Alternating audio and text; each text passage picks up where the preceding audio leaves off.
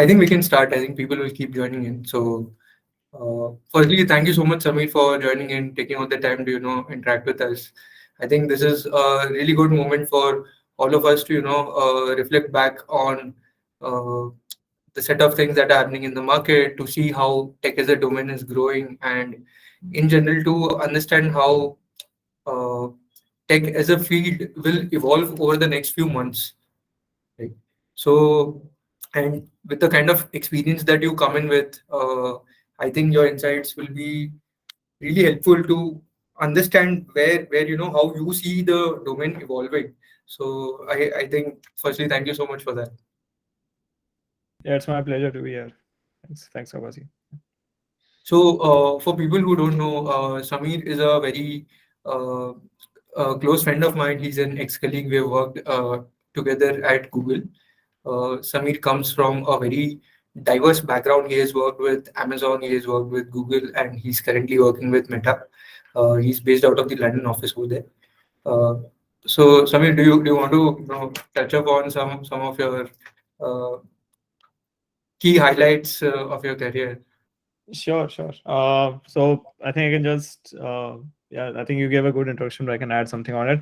Like graduated in 2016 from NIT Nagpur, and since then I've been working in diverse backgrounds. As I said, like I started my journey with Morgan Stanley as an analyst, then I moved to Amazon where I was working in the financial systems. That was a good experience. Then I moved to Google, where I and Pratik we both working on the critical Google search part of the ranking and other stuff. That was a very good experience, to be very honest. And the last year then I moved to Meta, and again I'm working in an infra team which handles all the data processing of Meta and is quite critical for the ads. So it has been a very I would say a good journey, I would say, till now. And I'm glad to have that experience to create or like Google search or like Meta users or Amazon, let's say, deliveries. So uh, I'm pretty happy with that and looking forward to have continue to it. Yeah. Nice, nice, nice. So, Sameer, you come from a very diverse background in the sense that you worked with a lot of top tech companies, right? And I'm sure while the world may think that Amazon, Google, Meta, these companies, uh, all of these companies are tech giants, but having worked at one of them, I have an understanding that how different the architecture, the tech stack, the entire tech ecosystem in each of these companies would be very different, right? So it's not like the set of tools that you would have used at Amazon would be the exact same tools that you would use at Meta. There's a lot of things that you have to unlearn, right? Right. If you don't unlearn those things and relearn those things, Right. it becomes very difficult to keep growing in the tech industry. You have to be that flexible. Need to have that flexibility, right? Correct. So how did you manage to what were the stark differences that you saw uh, when you have this kind of experience? Right. I guess so. One thing, as you correctly figured it out, Pratik, is like all these companies have the completely different set of tech stack. Like, for example, Amazon uses AWS entirely. Google has the entire tools which they have built over the long period of 20 years for all the developers. So all of the tools are in house. Nothing is external.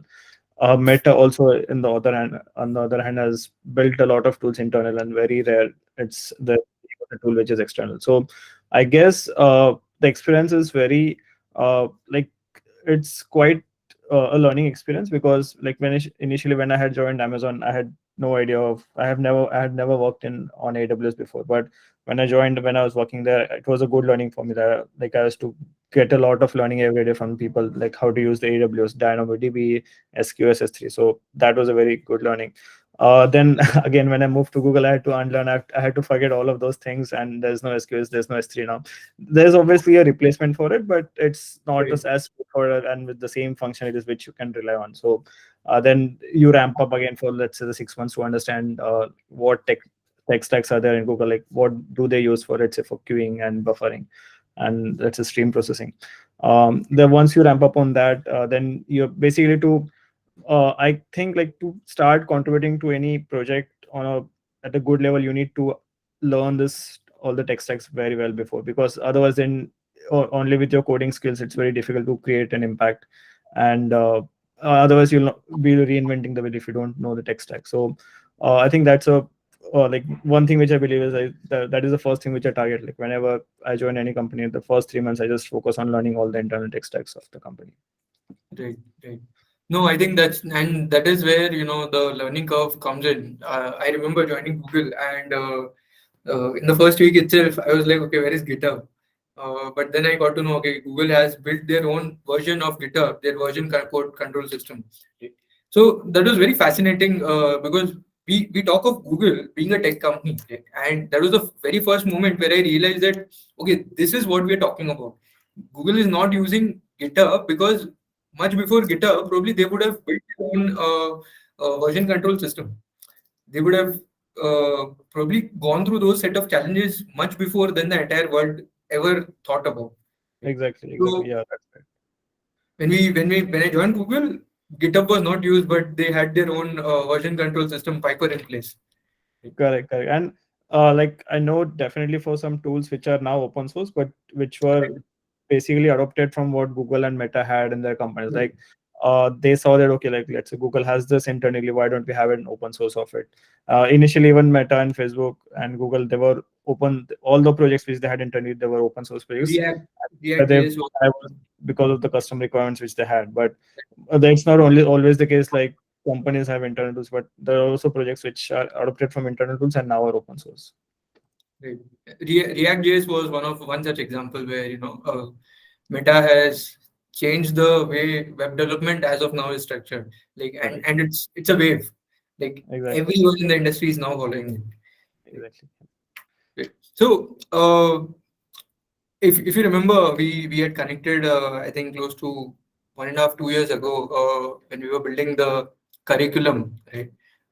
We were drafting curriculum. So a lot of times, folks, I don't know if a lot of folks might not be aware of this, but Sameer had helped us build the entire curriculum at HeyCoach close to 1.5 2 years back, uh, and we continue to take his advice every once in a while where we feel that some kind of suggestion is required, some kind of uh, benchmark. We want to understand what are the benchmarks from an industry point of view. We always reach out to Sameer. So the learner that you were mentoring uh, was also hit by recession, and we were able to uh, guide him well. I think close to 3 weeks back, you connected to him. So even that worked out well, where he was able to get the job offers, and he's currently planning to join one of the companies in, I think, about a week's time. That's pretty awesome. Yeah, that's good to hear. So if you talk about the curriculum, right? We structured we the time that we sat and built the entire curriculum. After that, also we went ahead and added a lot of tools over it. Right? So one such tool was mind map. So what happens is people want to get into the top tech companies, right? And they see that problem solving is one such way to get there. Right? Now now, what they do is what they end up doing is they go ahead and solve, let's say, 500 problems on lead code. That okay, I know problem solving is required. Let me go ahead and solve 500 questions on lead code, and I'm sorted. But then Right. that does not solve the problem, uh, because you need to build the problem solving. You need to have a problem solving mindset. You need to understand Exactly. how to approach the problem. It's not about Correct. the number of problems. It is about the quality, Right. what your approach towards those problems. So we went about building those kind of tools that help them think. Oh, that's nice. And I guess like there might be like how is the feedback from the students? How are they Oh, finding it useful? they're loving it. So what we did is we've added a restricted access Okay. for people who go ahead and complete that part of it end to end. Only they get full access to something called mind map. Okay. So Okay.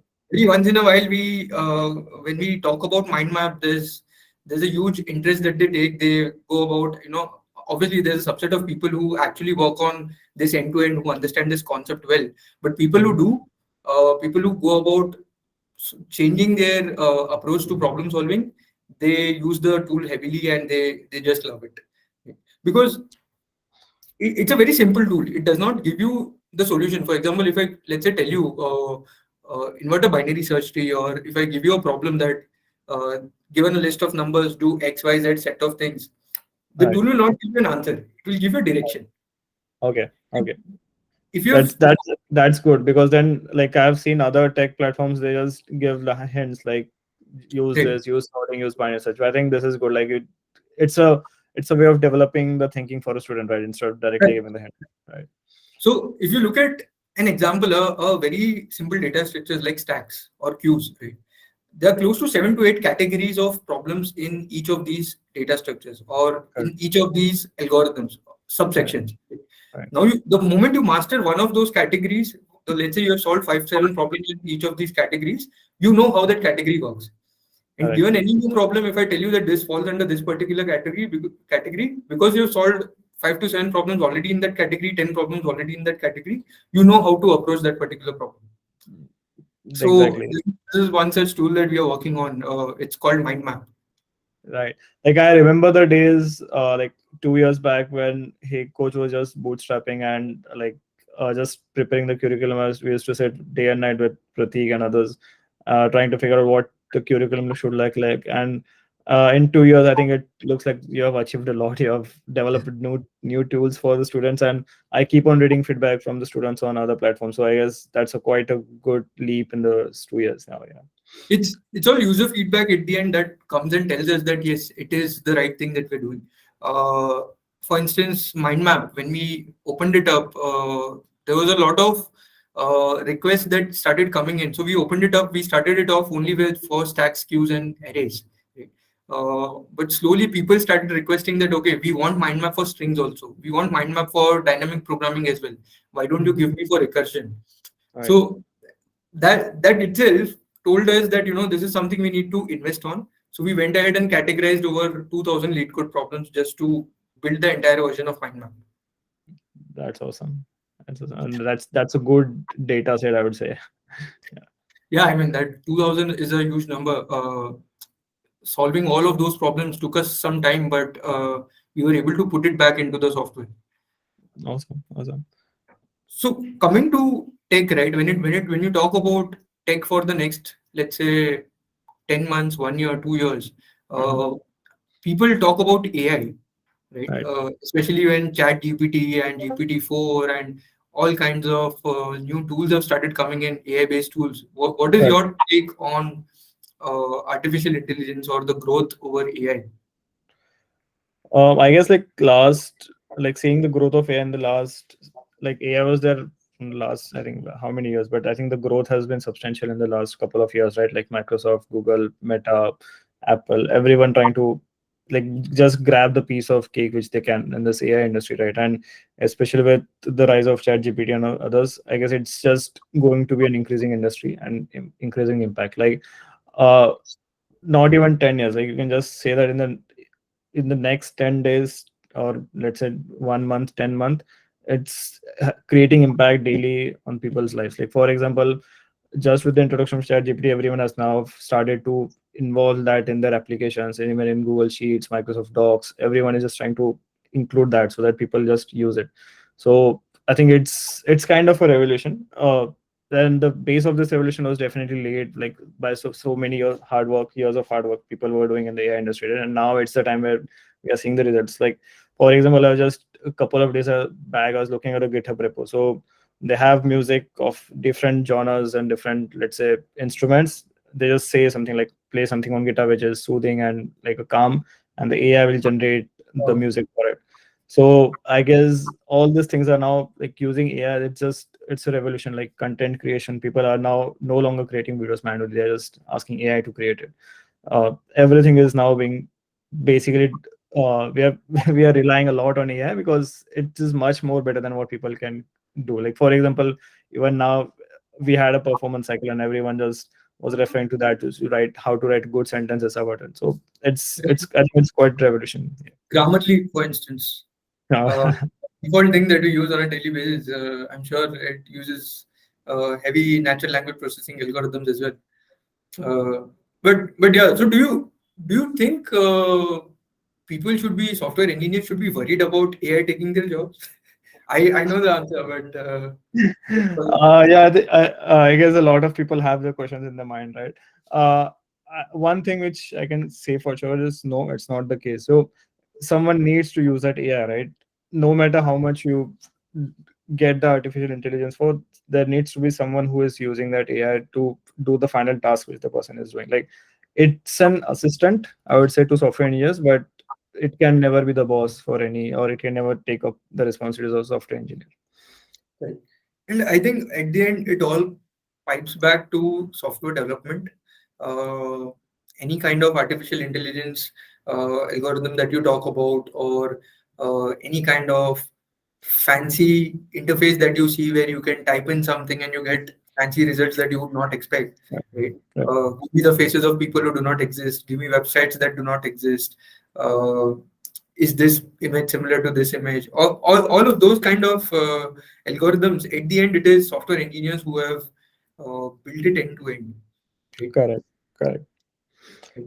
So I think if the fundamentals are strong, there is nothing to be scared of from an AI point of view. Like, it's not like it will go and take away the job. It is merely an assistance. That's Exactly. I guess like everyone should have that mindset. Like, it's just helping us out a lot in our day-to-day jobs to reduce our time of the, let's say, clerical work which we do. Like, for example, if I'm going on 10 websites to find anything, that the assistant or the chatbot can give it me in 10 seconds. So it's just saving my time, but eventually it's just like an assistant who is helping me to do my core functionalities of the work. right. Right. GitHub launched this GitHub Copilot, Mhm. uh, and that's such a beautiful tool. But even in GitHub Copilot, so Copilot is a tool where you write the name of the function and it will fill in the entire function for you. Correct. So Correct. I can define a binary search function and it will complete the binary search function Mhm. for me. But Correct. even in those cases, people have seen that it's merely uh, it is a summary of the knowns. The unknowns are yet to be figured out. So Exactly.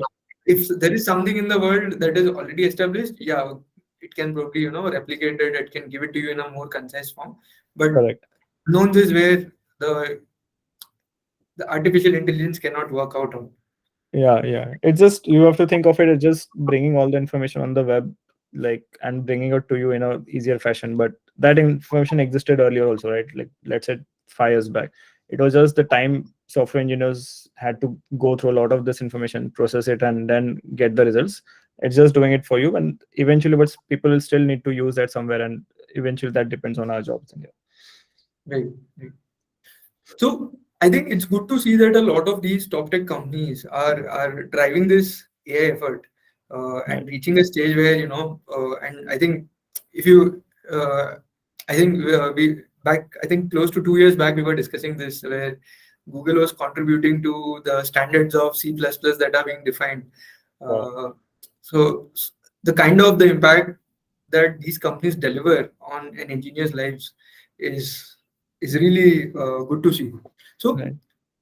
given that you have worked with these kind of top tech companies, how do you see, in general, let's say if I'm an engineer at Meta or if I'm an engineer at Microsoft, Amazon, Mhm. uh, Mhm. how is the tech ladder structured in such organizations and how can one grow? Right.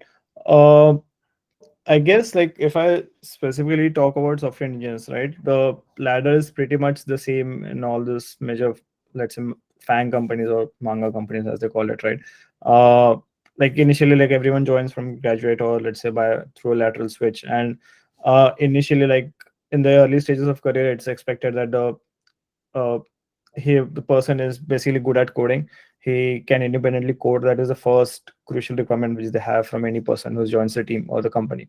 And once that requirement is done, then they see, okay, now can he, let's say, he or she uh, design simple components of the system. Like, then it comes to system design, and that is one step the next in your ladder. Like, if you're good at coding, now can you do a good system design initially with small systems?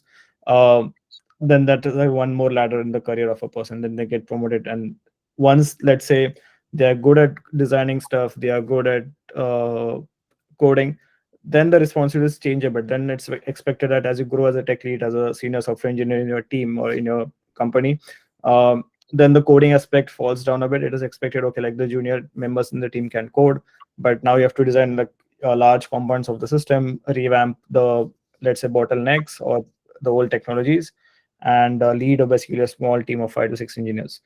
uh, and that is the stage where most of the people like are generally comfortable in the career, like, okay, now they're the tech lead, the senior software engineers, and they lead a small team of people. There are obviously one layer above that, which is like uh, staff engineers, senior staff engineers, who are like the uber tls or the uber tech leads. Right. They And I think like growing in your career is just basically, I say it is a mix of three things. Like, one is like, how good are you in communication and connecting with people? Because to get work done, you can't do it alone. You need to have people Right. to do it with. You'll always need a team. Second is, how good are you technical in your skills? So maybe it's coding, maybe it's system design. Because even if you're good with people, communications, all, but you still eventually at the end of the day you need to write some code, design something. And third thing is, what kind of vision or what kind of improvements do you see in your system? Because there's always a stage where everyone is thinking of what to do next, and the person who comes up with the idea is always treated as the, let's say, the tech lead, or uh, he's being followed by other people in the team. So if you have a vision, if you have good with people communication skills, and if you're good with your tech skills, I think these three factors definitely can help you to grow in your career a lot. Got it. Got it. So communication, ensuring that you're able to communicate well with your stakeholders, Yeah. getting a good grip on tech, and understanding systems end to end. Right. Right. Right. Okay. Got it. So, do you think system design? So, when it comes to system design, right? People who are early into their career, right? Mhm. Someone who has just graduated out of college or maybe is in the final year of their college, Mhm. uh, until a stage where they get 2 years of work experience. They haven't really heard about system design. They don't really know what system design is. Correct. So, how do you think? Why is this system design important? What is it? What is it? Why is it? So much spoken about.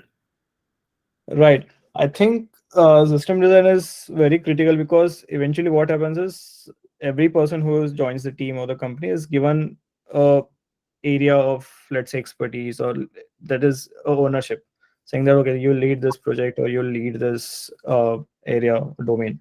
And you can't lead a project or own a project only based on your coding skills. You also need to know how it works, and what should be the how should the improvements look like, what is the feature of that area of that project. So that is why system design comes into place. Like coding, once the system design is figured, it's always, most of the times, it's straightforward to do the coding. But system design is critical, because you can't just write a one piece of code and it can't be used anywhere. Because make that code of or piece of code run somewhere, you need to connect it somewhere in this big system or bigger picture. It's like a Lego block. The code Right. which you write is a small Lego block, but you need to put it somewhere in the major. To build a truck, you need to, let's say, how the way you put it wheels. So you need to design the complete truck. Otherwise, the code or the wheel which you have, it's of no use. So Right. that is why system design is quite important apart from coding. And to add to that, I think scale is the second thing that makes it really very important. For Exactly. instance, if I have a very simple script that will allow the end user to upload an image, so Right. all of a sudden there's, let's say, 10,000 people using the script. The script will Right. break. It will not be able to process that many images. Right? Exactly. Yeah. So maybe I'll have to start queuing those images, start queuing those requests, and Right. reach a stage where I'm, managing the load well. Right. Uh, and imagine a user interface that is then viewing those images. Over there also it will break. So it's a cascading Correct. effect where one break if one service breaks down, it's a series of services that will start breaking down. Exactly. So like that is the reason when people I chat with people on LinkedIn and other stuff, right? They ask me like, how is the internally working as an employee of any of these companies different from what the coding experience we have on lead code and other platforms? And I say it's a completely different experience. Like on lead code, you don't write code for scale, you just write a small algorithm code, right? And when you work in these companies, any company, right? Even a startup or even a big company, you need always to handle the scale, because you never know when your users will go from 1 million to 10 million. So that is where Right. then you need to know, okay, like, how will I make it distributed, how will I store the data, how will I ensure that there's no data loss. So Correct. that all comes into the picture in that case. Yeah. Lead code is merely about getting to a green screen where all test cases have passed. Yeah. Exactly. So, Samir, can you throw some light on, how interview process at these companies are structured? How can Mhm. someone, who is not at these companies take the first step, second step, third step towards ensuring that they are on the right track? Right, right. So I can go in a reverse direction. Like I can say, how are the interviews, and then we can step back and to see how to prepare for these interviews, right? Um, I think the interview process is quite standard, and irrespective of the role, like whether you are applying for a ML engineer, software engineer, or even managerial role, right? The first stage or the first thing which they evaluate is how good are you at coding. So they'll always have a telephonic interview or a couple of on-site interviews just to see how good you're in coding, how good are your algorithms and data structures. And apart from that, then it starts to diversify a bit. Let's say, for example, if you're a junior engineer, they will not ask you for systems and round. But if you're joining at a mid level or senior level, there will always be one or more rounds of system design, Definitely. Right. everything. And currently now there's always like there's one more round where people now, this company is called like, how good are you with communicating people. Like they'll give scenarios of how are you a good team player, do you work well with others. So they'll always ask you questions based on that. So this is just because the reason for that, they don't only want a good coder, but they also want a coder who's a team player who works with everyone else. And then the last round is obviously like based on your system design, the behavioral and coding. If you're up, these are the general set of interviews for a software engineer, ML engineer. And if you're applying at a manager position or anything like a senior staff engineer, then there are always some interviews with other senior engineers or managers in Right. the team. And now if we come back a step, right? Okay, you know what you need to prepare for. Now, how do I prepare for it, right? Like let's say there are three things or two things to start with: system design and coding. This is a basic thing which everyone has to go through. So I guess there are two ways or two steps to doing it. The first step is learning, the second step is practicing, right? And I've seen a lot of people in the first step itself, like learning, like they don't know from where should I learn, what should I learn, what topics do I need to learn. And this is where most of the people struggle. They don't know because they don't have a good guidance. So I think this is a stage where people should refer to uh, either like look into some platforms who offers learnings. Let's say uh, they have a set of curriculums, or it's a well prepared set of questions which they know, okay, these are the topics which people should prepare for this coding interviews. It's obviously not an exhaustive list always, but it is a list which covers 95% use cases of the scenarios. Right. And there are also things which like they have. For example, in college I had never done a traveling salesman problem, but when or I did not know much about that as well. So even people who are from in there are always people who don't know about such problems or such topics in their college. So when you interact with other students, other people who are going through the same phase, or when you uh, go through other platforms, that is a stage where you come to know, okay, this is I have to prepare this as well. And then the second step is after learning is practice. Then again, just learning is not enough. Like you have to practice a lot to see like how good are you in, because you need speed as well as accuracy. It's a combination of both. And whatever you have learned, you need to apply that. So I guess these are the two stages which every Right. person needs to go through. I think this pipes back to one of our discussions that we had, I think, sometime back, where the first step is learning things, right? What is required, how it is required, what is the concept, how it is structured, Right, all right, of it, everything where you learn things. Second exactly. phase, you practice. You Right, practice it back to back. Just go all and give your best shot again and again and again, and keep improving. Right. correct. And the third step being evaluation. Right, uh, you give those tests, you give those coding tests, you give those mock interviews, and see where you are against the industry benchmark, and identify those gaps, identify those strengths, and go all into attacking at those strengths, those gaps, and make those gaps your strengths. exactly, exactly. Yeah. Yeah, I think that makes a lot of sense. Uh, so coding and system design, I think you focused on these two things. Even the course structure that we had designed back then was also aligned towards the two of this, right? Right. So and of course modules around leadership, right? Right. Can you throw some light on what different kinds of rounds specific companies have? For instance, Amazon Mhm. has something called the bar raiser round, right? Right. I've heard a lot about it. If Right. you can throw some light on what that concept is. Right. So bar raiser is quite literally to its name, but internally, like how it works is, uh, the hiring rounds of Amazon are generally like focused to a team or for a specific team, and the bar raiser is generally from outside the team, who from some other team who tries to see if the interview levels of your team is matching with the bar of Amazon or at the bar of other teams in Amazon. So that is why there's a bar raiser round. Obviously, it can be a coding round or a system design round or a leadership principles round. It depends on what bar is asking looking for. But generally, the aim is to benchmark the team's hiring rounds with the benchmarking of Amazon and other teams. Right. Nice, nice, nice.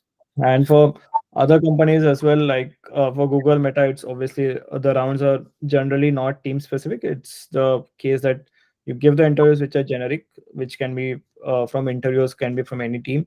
And then once you clear the interviews, then you get to decide. I think that's a very good thing, that you get to decide which team you want to join or into. Like you can have a chat with the potential managers of different teams, and you can sit with them for a week. Like for example, you can try to see what work they're doing. You can attend the meetings of those teams, and then after 1 week or 2 weeks, if you think, okay, I'm comfortable with this team or it looks interesting to me, then you can join those teams. So again, that is a very different experience. Got it. Got it. Nice. So I think that was mostly the discussion. I think we can take some questions. Mhm. Let me just see if I've received any. I think I have one question here. Okay. Uh, the person is asking, what are your thoughts about the upcoming tech giants? Mhm. Companies like Google, Facebook, Amazon are already built. Uh, which companies do you see as the upcoming set of companies that will become the tech giants? So I think I'll add first. I definitely see Flipkart as one of the tech giants. If you look at the Indian ecosystem, uh, Flipkart has been one of the pioneer startups driving a lot of good tech initiatives. Uh, their their internal teams are structured so well. Their tech stack is structured so well. Right. Uh, Samir, would you want to add any of these companies? Yes, I can. Like, I'm not sure if I can say of specific companies, but I think a general phenomena which we'll see in the next 5 years is uh, the companies which are more AI focused, as well as which have a like a strong technology use case and foothold, right? Those are the companies will definitely succeed in the next 5 to 10 years. And like there's also a concept of now like companies burning a lot of investor money just initial to get a good traction of users, right? I guess it works in the short term, but eventually we have seen a lot of companies like either there's only one way, like either the companies then have a lot of money and they grow big, and then eventually they start eventually like making a zero balance sheet and then progressing it ahead. The other thing is like these companies then they don't go that much because they don't get that much traction and then eventually lose out. So I guess these are the two things which I think to see in the next 5 to 10 years in the tech industry. Yeah. Got it. Got it. Any other questions? Let me see. How do you see DevOps as a field growing? I guess DevOps has been quite in the field like for quite some time, right? And uh, I guess it's initially it was more of a manual work, and now it's slowly transitioning into usage of all the tools. Like I've seen there are a lot of new tools and technologies which are being introduced in the field. So it's again like I said, it's like now a lot of helper tools which is available to the people. It's basically now slowly transitioning to from a DevOps to let's say like we have, for example, we have SREs in Google and those kind of roles, right, where you manage all of this stuff with the tools. So I Right. guess that is how it's going to transition out of it. Right. So my co-founder Aditya is an SRE. He has worked with Oh, nice. LinkedIn for close to 2.5, 3 years. So he keeps talking about the growth of DevOps field, Kubernetes, Docker, how the Correct. entire ecosystem has evolved in the past few years. So it's Correct. definitely good to see a lot of development happening in the DevOps field as well. Because if you look at software development, it has been there, and DevOps is one such field that is supporting software development to scale. So while Correct. software engineers write that code, DevOps is a domain which is supporting software engineers over there. Exactly. Exactly. So definitely yes. Yeah, yeah. Uh, any other questions, folks? If someone wants to unmute themselves and ask a question, please feel free to.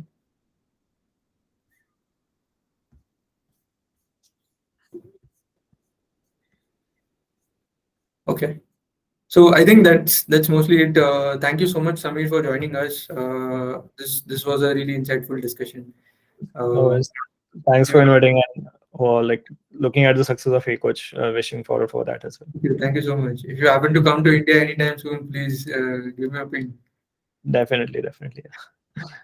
Okay, thank Thanks. you so much, folks, for joining us. It was really nice to have you all around here.